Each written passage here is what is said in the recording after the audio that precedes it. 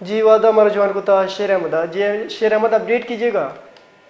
जी बिल्कुल, ये गुज़िश्ता रात बारखंड के इलाका यूनियन कौंसल रड़खंड में मुसल्लह अफराद ने नाकाबंदी करके 7 बसों को रोककर 7 अफराद को बसों से उतारकर शनाख्त के बाद उनको कत्ल कर दिया गया।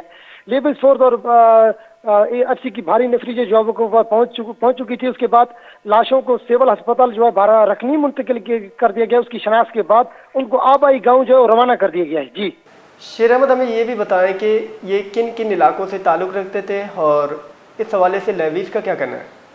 और लेविस ने भी ये बताया कि इसकी तस्दीक तो हो चुकी है कि डिप्टी कमिश्नर बारखंड उसने तस्दीक कर दिया। इनका ताल्लुक था लाहौर, फैसलाबाद, भुरावाला और लिया से बताया जा रहा है। जी इसमें बहुत एक रिटेल भी शामिल है, जो कैंट में रिटेल डीएसपी था वो भी शामिल है। जी बहुत शुक्रिया महकमा हमलादारी कनगा शेर अहमद अगुशगन के बारकाना सलाबंद मरदमा हक मुसाफिर बसा ची कश्तगान कुश्तगान आके पंजाब पे जुताएं दमगा छे सियादी दारा।